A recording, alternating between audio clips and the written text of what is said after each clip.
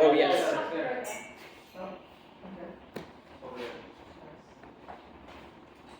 Cool. So I'm Dave. I'm going to talk about like a weird niche graphics problem that we've had to encounter for some stuff at Butter and also just for like creative coding in general. So it's domain warping in 3D with a shader. So in case you haven't encountered it before, domain warping is this creative coding technique that a bunch of people use for a variety of different things. Here's like a bunch of things from Twitter that use domain warping. But at a high level, so normally when you're drawing stuff, let's say you're going to draw a bunch of lines and you have some points for the lines, you just put those points directly into the line function. And what domain warping does is it puts something else in the middle that kind of like moves around the points before it goes to the line function. And so normally it's like for every point in space, you've got a function, for example, just like a sine function, that says how much to move it by. So if you're just drawing like a line and you're warping it only in like the y-axis, let's say, working it with the sine function will just make those points go up and down before they're fed into the line. So you can end up taking something like the left and turning it into something like the right. So it's a pretty versatile technique because your warp function could be like absolutely any math. And I was talking earlier about how like often you can just like throw random functions in there just to see what it looks like, and there's kind of no rhyme or reason other than just like, let's see what this looks like. Oh, this looks cool, keep it, great. Which is really freeing, and it's kind of a nice quality creative coding to have that flexibility and to be that carefree. So what about in 3D? So if you're drawing lines, like that's a point in 2D space, in 3D you have 3D points, you can warp those the same way as you'd warp a 2D point. Here's a cube. And just to explain this like visualization, so if you've used normal material in P5, it also colors things like this. What it does is it takes the direction directly out from a 3D face, and that's just like a 3D vector showing the direction, and it just like maps it directly to a color. So this front face is blue because that's like, it's facing out in the Z-axis, and the Z gets mapped into the blue channel. So it's just like a good way to show you what direction a surface is facing. So if you want to pass all the points through a warp function, you can get something like this. And something kind of interesting is that the colors are changing, and that's because when you warp all the points, ideally what happens is like what used to be a flat face all pointing in one direction, now some of it points down a little bit, some of it points up a little bit. That's like one of the side effects of doing a warp. So if you actually want to do this in WebGL, we have to talk a little bit about like how you actually draw shapes in WebGL. It goes through two phases. One of them is the Vertex shader, and one of them is the fragment shader.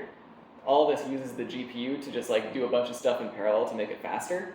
The Vertex shader takes all of the points on your shape and it positions it from like a 3D space into the 2D space of your screen. And then the fragment shader runs for every pixel on every face to make the final color. However, it actually does like a little bit more in the Vertex shader than just doing the positions of the vertices. It actually also includes those directions facing out of the shape called the normals. So if you don't touch the normals, they stay the exact same. So if you start with like a sphere and you wiggle it, what you want to see is the thing in the middle, but what you get is the thing on the right because it didn't actually change the direction, it just kept it the same as it was on the sphere, which is not correct and doesn't look quite right. In terms of like why you actually like want the normals to be right, normally they're used in like lighting calculations for things like reflections and shading, and so like those will look slightly wrong.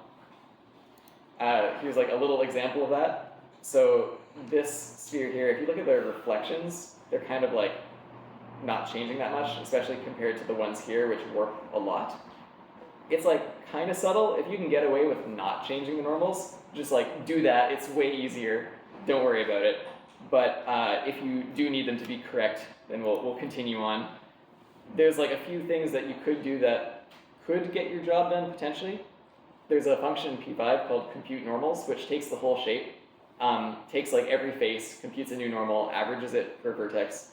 That works. However, that means that you're no longer doing the work on a shader, you have to do it on the CPU. So instead of doing it all in parallel, you're doing all of your vertices one after the other.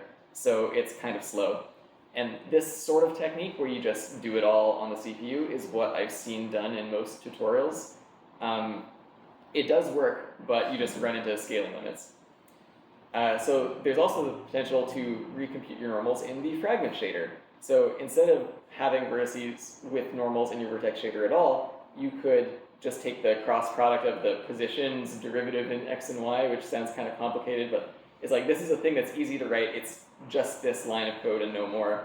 However, the problem is your shape is made of triangles, and when you start using those triangles to get your face normals, you can see the triangles, you get this like almost cell-shaded look, which will probably also look wrong unless you just have like a ton of triangles.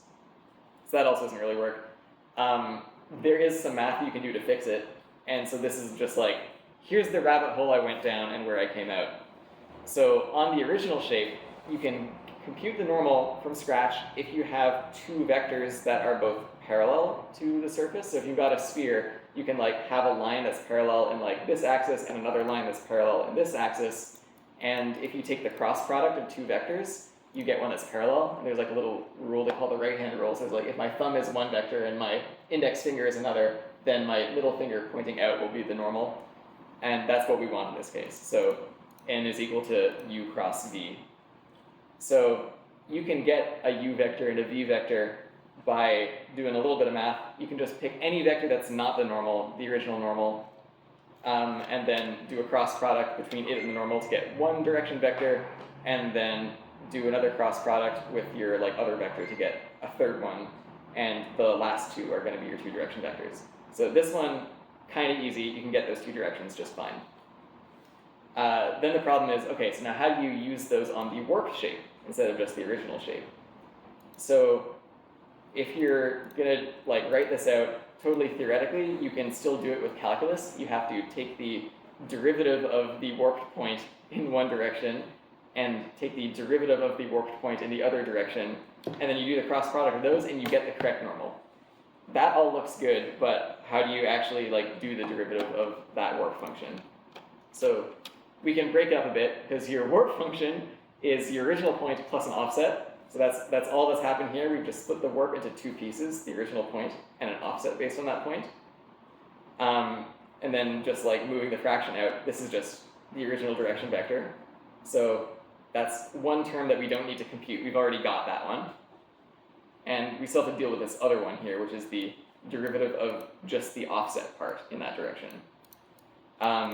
So we're going to use the computer to help us do that. So firstly, if you don't know up front which direction vectors you're going to use, there's a way to pre-compute a few things and then be able to use it to get any direction at runtime. And this is using something called the Jacobian, which is just like, instead of doing a derivative in the arbitrary u-axis and a derivative in the arbitrary v-axis, you just do it in the x-axis, the y-axis, and the z-axis. And then you can just do a matrix multiply with this matrix and your direction vector to get the derivative in that direction. So it's like this thing you can compute once up front, and then at runtime you can just swap out whichever u and v you want and still get a directional derivative.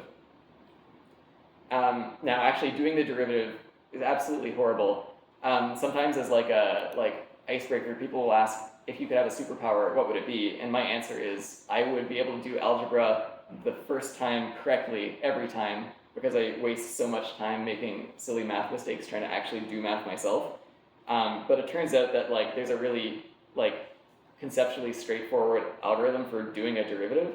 So you can write a program to do that derivative for you so that you don't have to worry about it at all.